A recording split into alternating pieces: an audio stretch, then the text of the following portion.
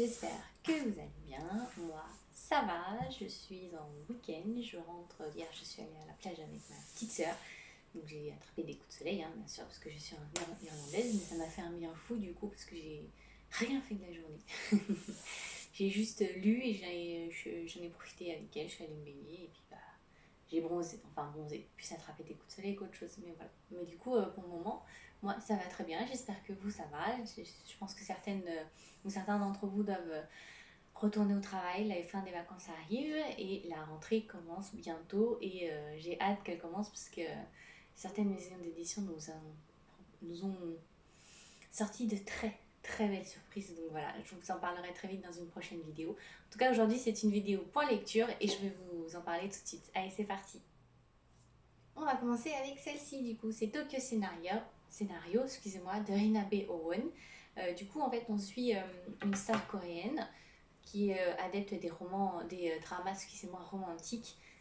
La fille, la jeune fille un peu ingénue et autres. Et donc, du coup, elle est la dernière star en vogue du moment. Elle est dans toutes les pubs, tout le monde se l'arrache. Et en fait, jusqu'au jour où un scénario lui tombe un peu du ciel, parce que c'est un scénario, un thriller. Et elle aime beaucoup parce qu'elle en a marre de jouer ce rôle de jeune fille un peu ingénue. Et donc du coup elle accepte et du coup en acceptant ce scénario, elle s'envole direct pour le Japon et là elle va rencontrer du coup son l'acteur en fait qui va jouer avec elle qui est du coup japonais. C'est un thriller qui se passe en anglais du coup et donc du coup même si les débuts sont difficiles ils vont apprendre à se connaître. Donc je vais m'arrêter là pour le résumé parce que sinon je vais spoiler. Mais j'ai beaucoup aimé, c'est un livre qui est sorti du coup juste ce mois-ci, je vous en avais parlé dans ma vidéo sortie livresque. C'est un livre qui est sorti juste ce mois-ci, moi je l'ai pris en e-book du coup, et j'ai plutôt bien aimé, ça m'a fait... c'était intéressant de voir aussi l'envers en quelque sorte du décor, parce que quand on regarde les dramas coréens, il y en a très peu, ça commence tout juste à arriver des dramas du coup sur l'envers du décor dans l'industrie.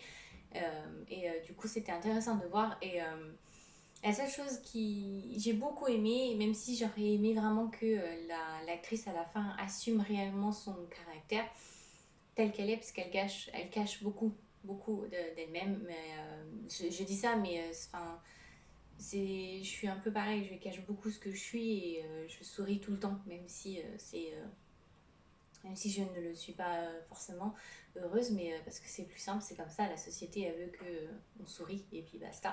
Donc voilà, j'aurais aimé une autre, on va dire une autre fin, mais la fin est très belle parce que du coup elle arrive réellement à imposer son choix et ce qu'elle est, et donc du coup je suis hyper contente de la fin, donc c'était une très belle découverte. Ensuite j'ai lu deux romans Twisted Tale de Hachette, donc j'ai lu Renouveau, donc celui-ci c'est sur la Reine des Neiges, et j'ai lu celui-ci Tout droit jusqu'au matin, du coup c'est Peter Pan. On va commencer du coup par celui-ci, donc c'est Renouveau, donc la fin est exactement comme dans le film, hein, fallait pas s'attendre à autre chose, mais du coup en fait là on se retrouve en fait, on voit du coup Anna en fait et Elsa ne se sont jamais connues, et donc du coup en fait au fil des pages on va suivre la vie de Anna et de Elsa. Et donc du coup on retrouve Elsa qui est du coup princesse, et c'est juste avant la mort de ses parents. Et du coup quand ses parents ils meurent, et ben, du coup elle a ses pouvoirs qui explosent du coup. Et du coup elle va le jour du jour de son couronnement en fait, bah, ça part en cacahuète comme dans le film. Et c'est là en fait que du coup Anna va décider elle d'aller au royaume. Et du coup, en fait, elle sent en fait un lien avec la princesse.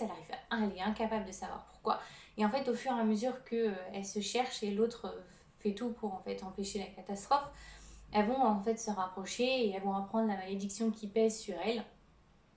Mais du coup, c'était hyper intéressant, même si il y a certaines choses qu'on s'attendait forcément à voir, parce que de toute façon, la fin est exactement la même que dans le film, donc il n'y a pas de gros changements. Mais c'était hyper intéressant en fait de voir le fait qu'elles étaient toutes les deux, elles ont toutes été élevées toutes les deux complètement à l'opposé. Elles ne savaient pas que ni l'une ni l'autre n'existait. Elsa du coup est restée au château. Anna a été élevée par la meilleure amie de sa mère. Elle adore faire des pâtisseries et autres. Elle rencontre Sven. Enfin, c'est vraiment, tout est différent, même si la fin est exactement la même chose. Certaines choses étaient un peu, on va dire, faciles à deviner, forcément, parce que de toute façon, ils peuvent pas non plus trop s'éloigner, parce que sinon, ça changerait totalement le film. Mais c'était une très belle découverte et j'ai beaucoup aimé le lire. Donc, franchement, je le recommande si vous avez aimé La Reine des Neiges. C'est un autre point de vue, j'ai beaucoup aimé. Et du coup, après, c'est celui-ci. Donc, c'est tout droit jusqu'au matin. Vous voyez, il y a une grande différence de pages.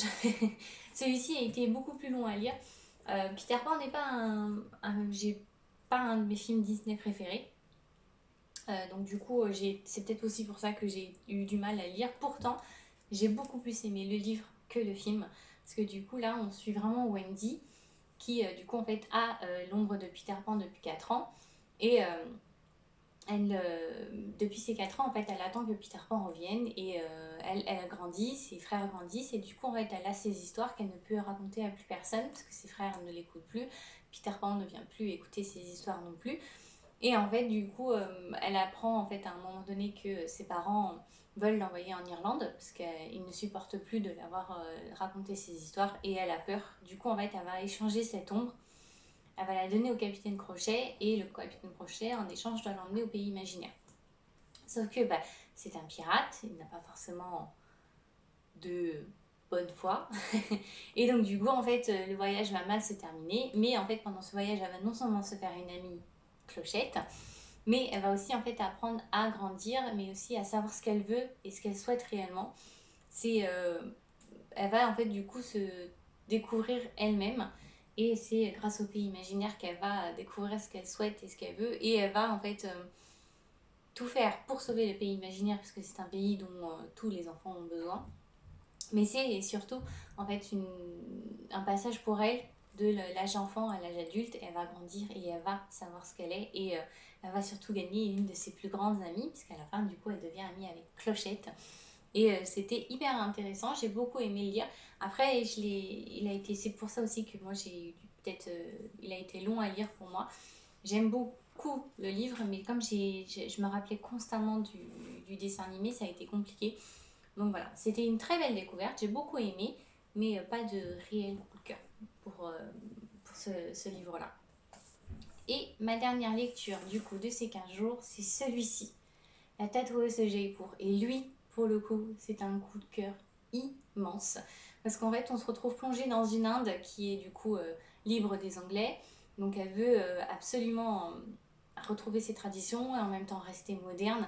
Et en fait, on va suivre du coup excusez-moi si j'écorche le prénom d'avance, Lakshmi, voilà, qui est en fait une jeune fille en fait qui va fuir un mariage abusif.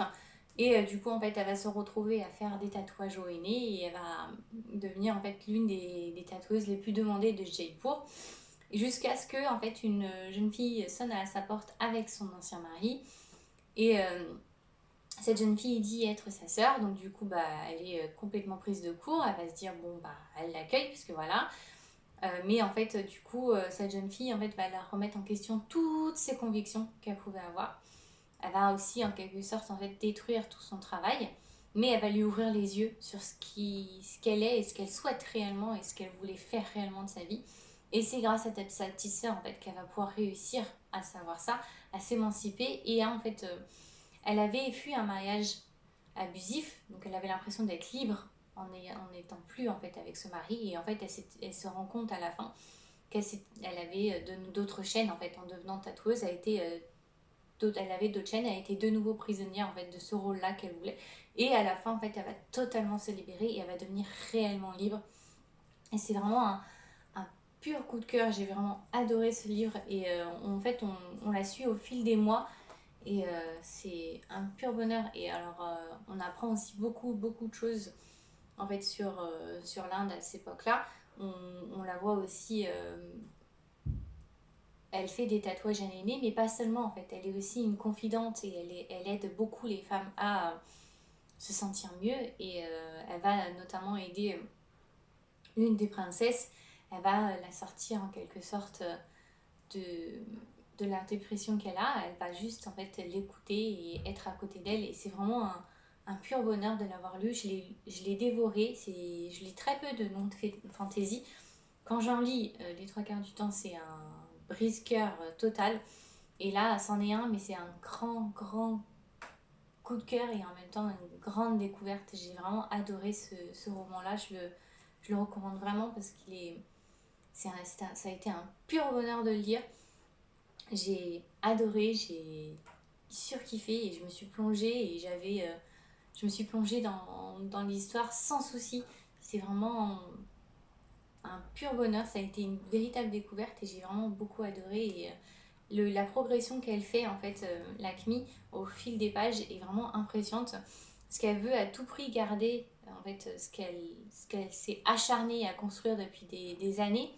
Et en fait, tout va s'effilocher au fur et à mesure. Et en fait, au début, elle se dit que c'est impossible, comment elle va faire. Et en fait, elle va réellement se rendre compte de ce qu'elle souhaite à la fin.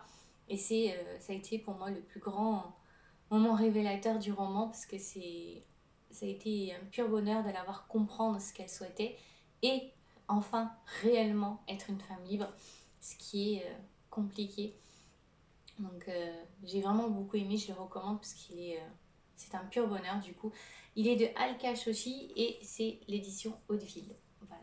Donc du coup de mes 4 romans, j'ai pas beaucoup lu sur ces derniers 15 jours, mais c'est pas grave. Du coup des 4, celui-ci a été un pur bonheur et un vrai coup de cœur et celui-ci une très belle découverte. Voilà. Et voilà, du coup, n'hésitez pas à me dire si vous en avez lu de ces 4-là. Je sais que il y en a, j'ai regardé du coup quand j'ai mis les chroniques sur Instagram, certains m'ont conseillé de lire Twisted Tale de Cendrillon, mais j'ai lu, du coup je pense que je vais me lancer dedans, mais j'ai aussi surtout en fait celui d'Hercule, parce que ça a été l'un de mes Disney préférés quand j'étais petite, Hercule et Mulan. Donc Mulan, je l'ai lu, j'ai adoré. Parce que du coup, en fait, on se retrouvait juste après, vous savez, à un moment donné, Mulan est blessée, normalement, dans le film. Et là, en fait, c'est pas du tout le cas. Du coup, c'est le capitaine qui est blessé et elle va en fait se battre pour lui, pour qu'il revienne à la vie. Donc ça a été un pur bonheur. Et du coup, je vais lire Hercule, parce que c'est le dessin animé que j'ai préféré quand j'étais petite. Et je pense que je vais lire Cendrillon, parce que c'est Cendrillon, c'est la princesse avec laquelle on a toutes grandi, enfin du coup toutes celles de ma génération ont grandi, donc je vais me lancer dedans. Donc voilà. Et puis n'hésitez pas à me dire si vous en avez lu certains, surtout foncez pour celui-ci parce que c'est un véritable coup de cœur.